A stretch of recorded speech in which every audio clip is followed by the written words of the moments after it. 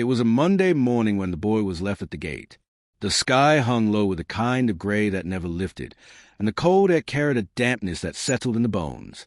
A faded blue Toyota Corolla pulled up to the rusted black gate of Riverside Home for Boys, its engine idling with a dry rattle. No one noticed at first. Just another car, just another day. Then a man stepped out, hoodie up, head down. His jeans were worn at the knees, and his sneakers were soaked through. He didn't open the back door.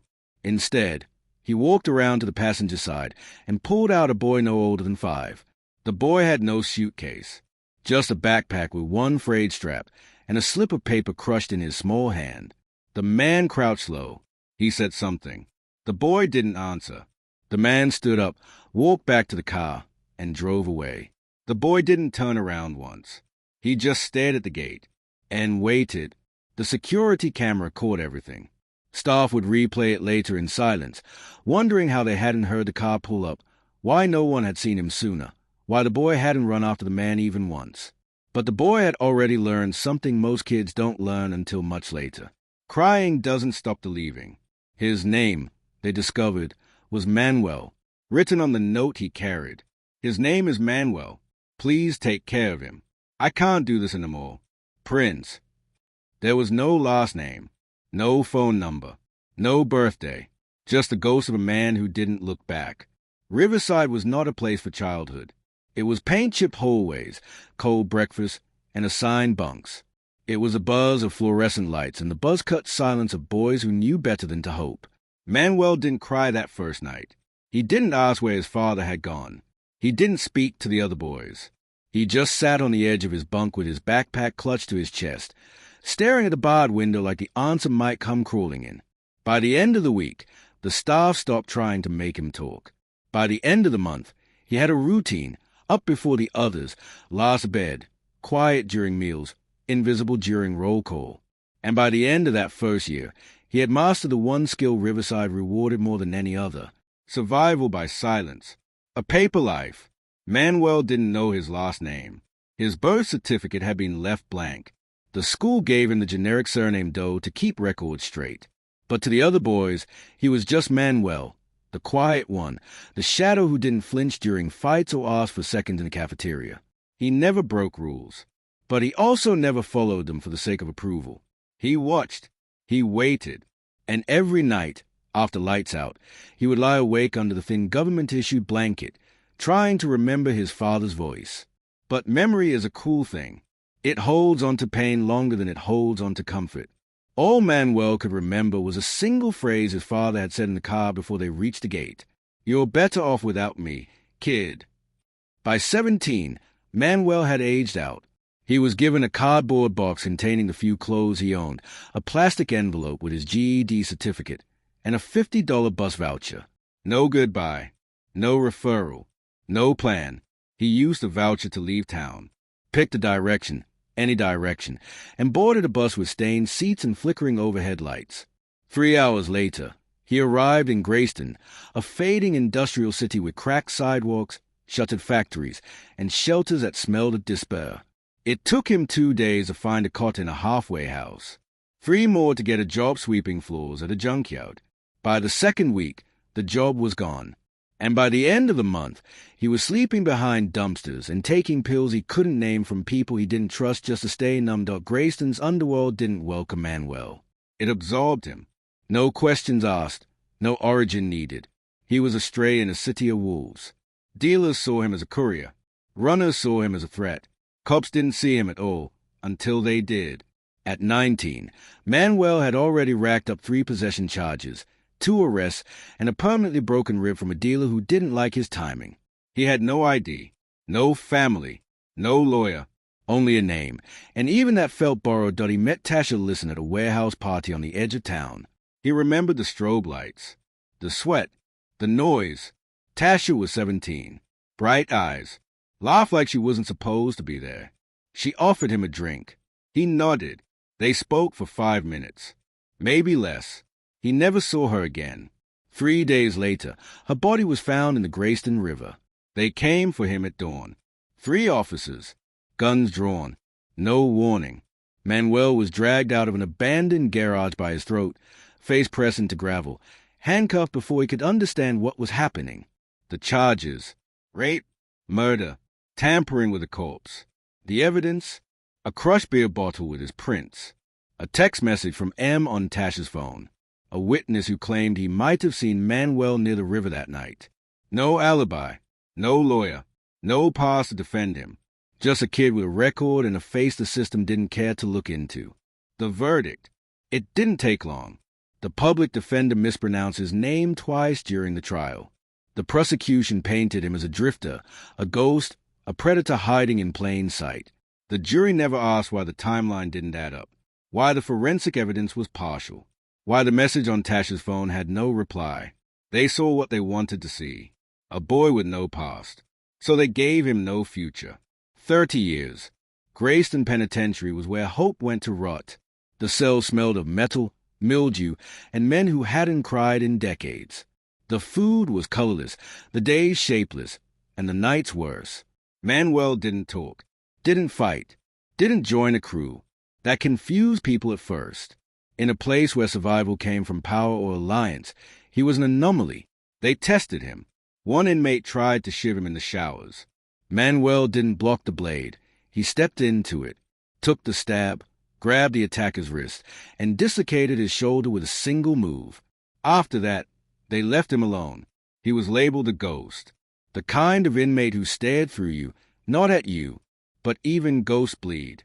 And every night, Manuel lay on a mattress thinner than the regret in his chest, wondering how many people in the outside world even remembered his name. The answer was none, until one day, someone did. Her name was Manuel Hale. She was part of a non-profit legal team re-examining convictions tied to faulty forensic labs across the state.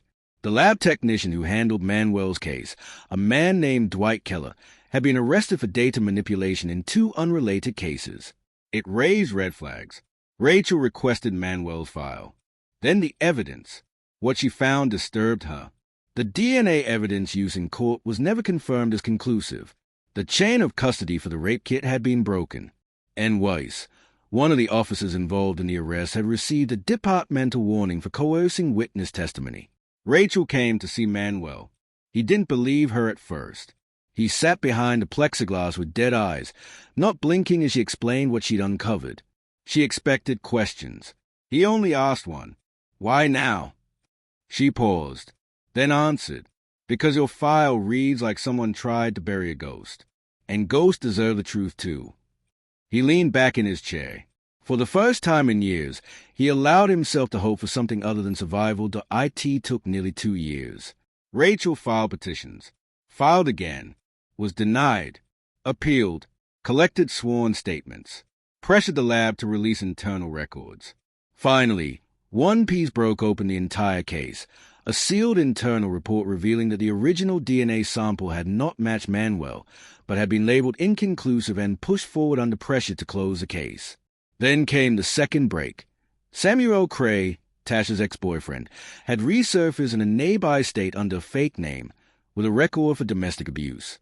Confronted with mounting evidence, he confessed. He had killed Tasha in a jealous rage. Manuel was innocent.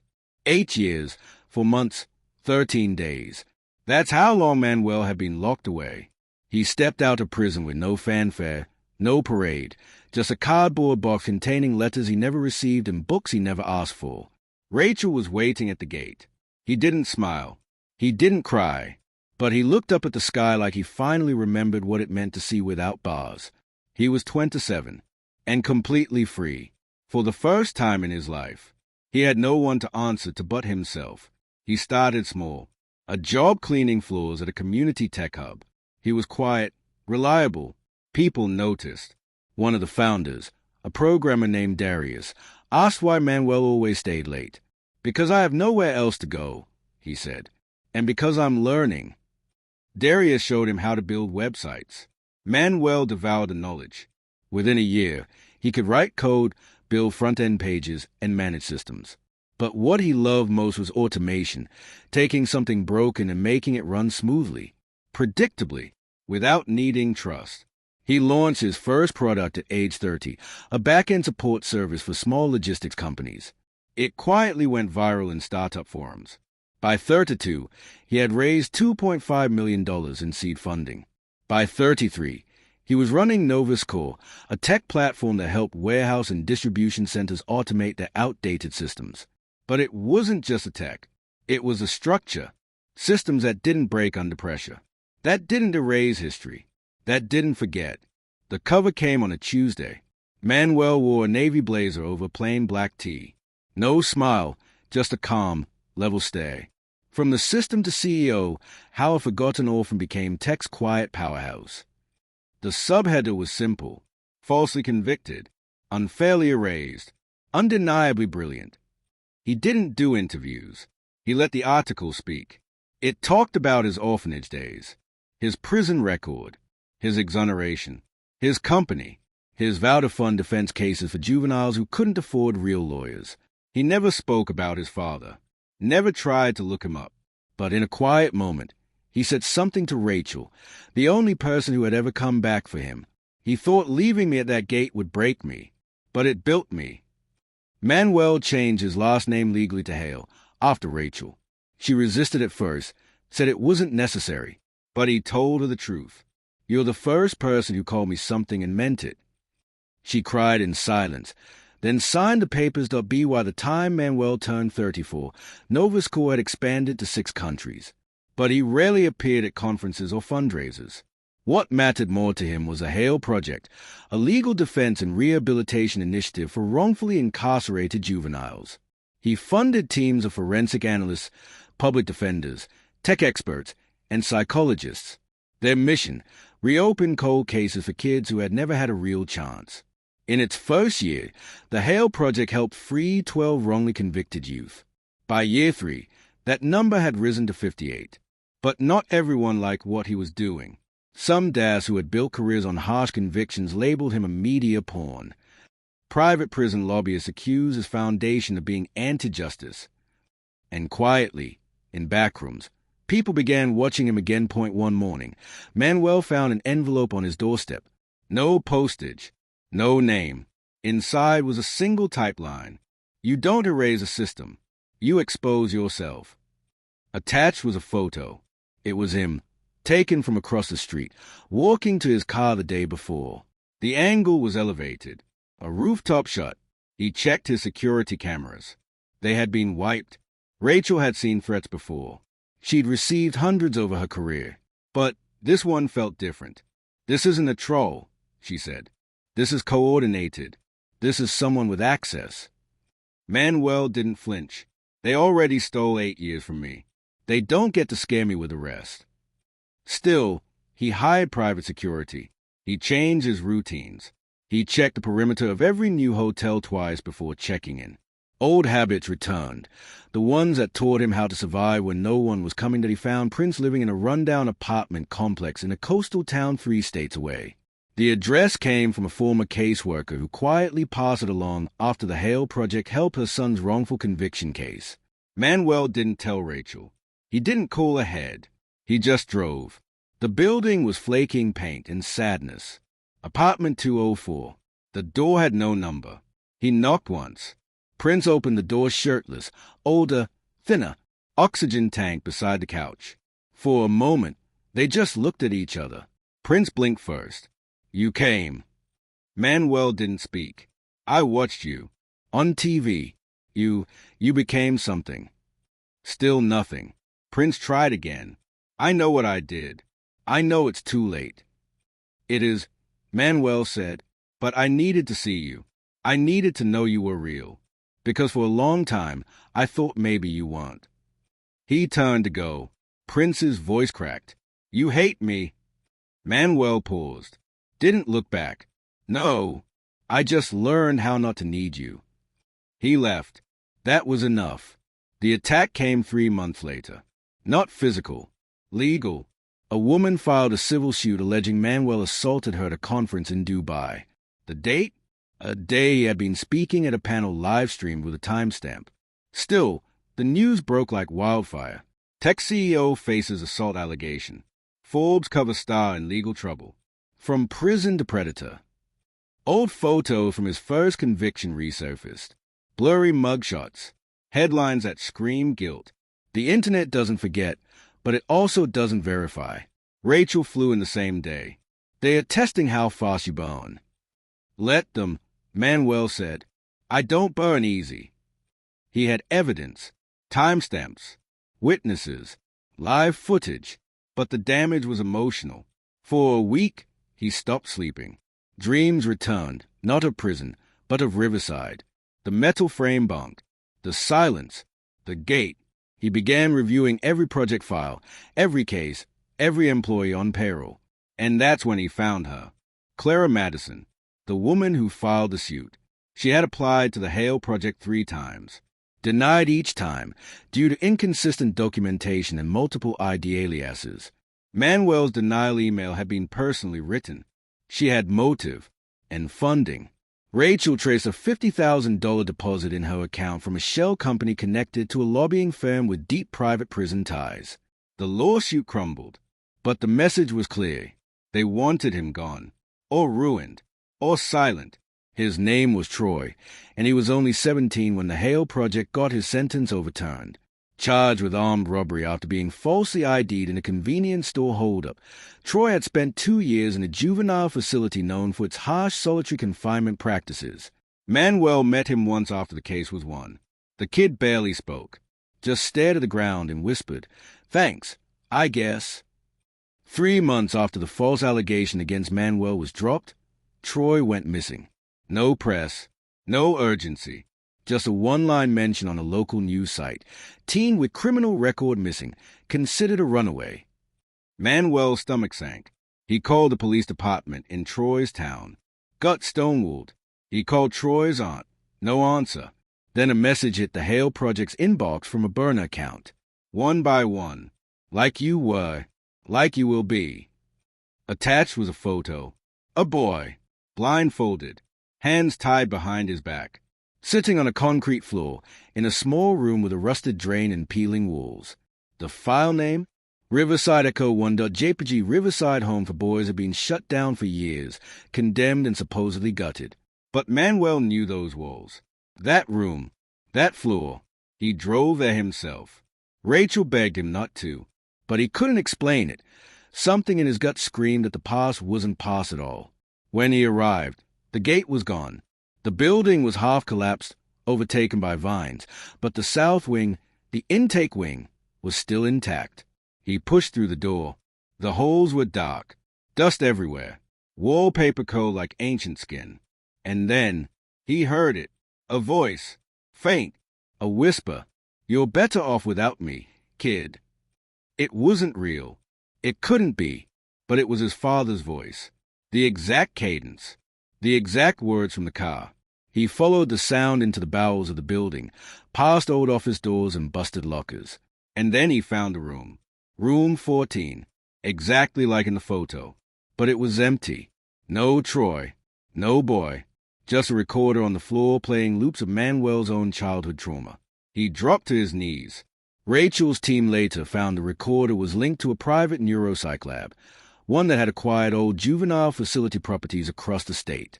The lab had received quiet funding from a youth development non-profit tied to prison lobbying groups. It wasn't about Troy. It was about Manuel. Someone had used his story, his past, to bait him into revisiting the original trauma, to destabilize him. And it worked. For 2 weeks, he didn't return calls. Didn't show up to Hale Project HQ. Didn't sleep. He started scratching at his hands at night, as if trying to remove something invisible under the skin. Rachel staged an intervention. She walked into his apartment without knocking, found him seated on the floor with the lights off, watching the security tape of his 5-year-old self being left at the orphanage gate. Over and over. "It's all happening again," he said. "They're rebuilding what I escaped." Rachel kneeled beside him. "Then tear it down." The next week, Manuel scheduled a press conference. No more silence. No more backroom negotiations. He was going to expose every connection, every false front, every corporate name behind the institutions rebranded as Youth Reform. The Hale Project leaked a 78-page dossier online. It included financial trails linking for-profit juvenile facilities to lobbying firms, Psychological reconditioning experiments done without consent. Data harvested from minors and sold under educational performance metrics. Troy's photo, Troy's case, and the timeline of his disappearance. It exploded across the media. But not everyone clapped. That night, Manuel's car was rammed at an intersection. He survived, but the message was clear. Speak, and they'll silence you. Stay quiet, and they'll erase the next kid. 11 days later, Troy turned up in a clinic 2 states away. Disoriented, mute, covered in bruises and burn marks. Someone had pumped him with experimental tranquilizers, but on his forearm, written in marker, was a single word: gate. He couldn't say anything else, but he didn't need to. Manuel understood. The system hadn't ended.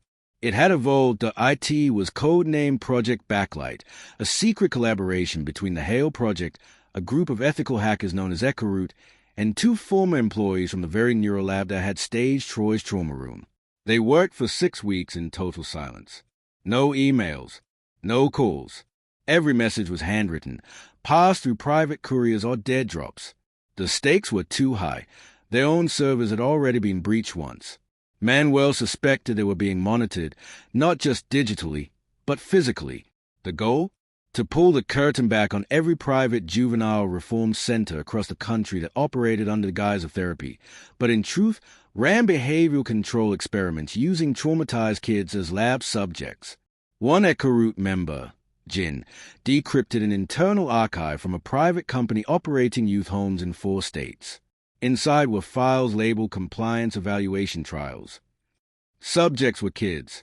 Tests included sensory deprivation, emotion loop feedback, environmental regression exposure, trauma trigger conditioning, all under the banner of rehabilitation. It was Ward 6 by another name, and Manuel had the proof. The night before the leak, someone got into their secured staging room. No forced entry, no alarm. The only person with access codes was a Hale project coordinator named Damon, a tech lead Manuel had hired himself, someone who'd once been a case study in one of their success reels. Damon wasn't missing. He was compromised. A former foster child, recruited quietly by a shell corporation that posed as a youth re-entry fund. They'd paid off his student debt, offered him a consulting gig before placing him inside Hale to keep an eye on Manuel. And when Project Backlight launched, he pulled the plug. Encrypted servers gone. Backup hard drives destroyed. But he didn't know about the off-grid copy Jin had printed and hidden in a locker at a high school theater across town, a place no one had touched since the pandemic. They still had the truth, but now they knew what they were truly up against. Not just a system, but a syndicate. Before Damon fled, he left a single message in the team chat. You can't burn a shadow. You can't kill what rewrites itself. You only delay it. W6-inch. Manuel held the only remaining copy of the leak.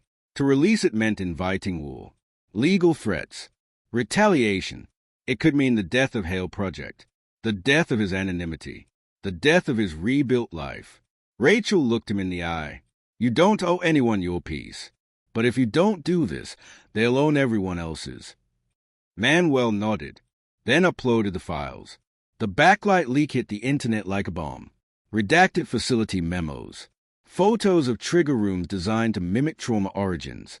Names of doctors who had conducted experiments. Names of children, erased from record but not from memory. The backlash was immediate. Furious. Protests outside therapeutic youth campuses. Journalists demanding resignations. Lawyers opening class-action lawsuits overnight. And in the middle of it all, Manuel. Interview requests flooded in. TV crews camped outside Hale Project's headquarters. But he refused every appearance. Instead, he published a single video. Manuel's video transcript. My name is Manuel Hale. I was abandoned at the gates of an orphanage at age 5. I was wrongfully imprisoned at 19. I was broken by a system designed to forget me. But I remembered myself. And I remember all of them, the ones you erased. So here's the truth. You didn't build a system of care. You built a factory for trauma. And now, we're burning the blueprints. Within weeks of the Backlight leak, over a dozen youth rehabilitation centers quietly shut down. Not a single press release. Not a single apology. Just blacked out websites, disconnected phone lines, and corporate parent names refiled under new shell companies. Manuel watched it happen with tired eyes. He knew how these entities worked. Hydra-headed, deeply buried, engineered to survive scandal like a species engineered for nuclear winters. But something was different this time. People were angry, and not just activists. Survivors, kids who had been locked away in isolation rooms. Teens who were gaslit into believing they were mentally ill when they were just poor, brown, or inconvenient. They started speaking. TikToks, Instagram lives, Reddit threads, podcasts. I was in a trigger loop room. They erased a year of my life. I still dream of Room 6. For the first time, Ward 6 wasn't a file name. It was a movement. Manuel returned to Riverside for one last time. This time, it wasn't silent. A memorial had formed.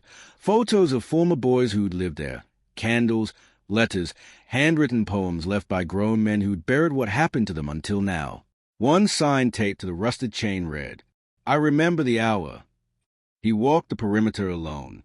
Someone had planted sunflowers where the intake steps once were. Another small sign was propped in the soil. 4M. You turn memory into fire. That night, back home, Manuel opened a plain envelope left in his mailbox. No stamp, just his name, printed in all caps. Inside was a handwritten note. "I didn't raise you. I couldn't. But I watched. I saw what they did. What they took. I thought I was sparing you. I see now I was giving you to wolves. If there's a place of forgiveness, I'll wait there. If not, I'll stay here. In the dark. Prince." Manuel folded the letter in half. Then in half again. Then again. He didn't cry. He didn't burn it. He placed it in a box, the same one that once held his GED and a bus voucher. He wrote one thing on the box in Sharpie. Not broken. Just built differently. A legacy. 5 years later, Hale Project became the Hale Network, a global alliance of organizations pushing to dismantle exploitative youth institutions, offer free legal defense, and provide mental reconstruction therapy for those who'd survived manipulation-based rehab systems. Manuel never returned to the spotlight, but his story was told through those who now had the power to speak. Troy became a social worker. Jen started a non-profit for child whistleblowers. Rachel was nominated for the Justice Reform Hall of Merit. And somewhere, on an anniversary he never acknowledged aloud, Manuel received a text from an unknown number. It just said, "You were right. They can't erase memory. Not when we share it." On a quiet morning, a child stood at the same orphanage gate where Manuel once was. This time, he wasn't alone. Behind him were social workers, journalists, lawmakers, and behind them, a plaque freshly mounted on the gate's iron frame. The Hale Gate, dedicated to the forgotten children, who were never meant to be forgotten. And etched beneath it, "We don't break the silence. We inherit it, and we make it speak."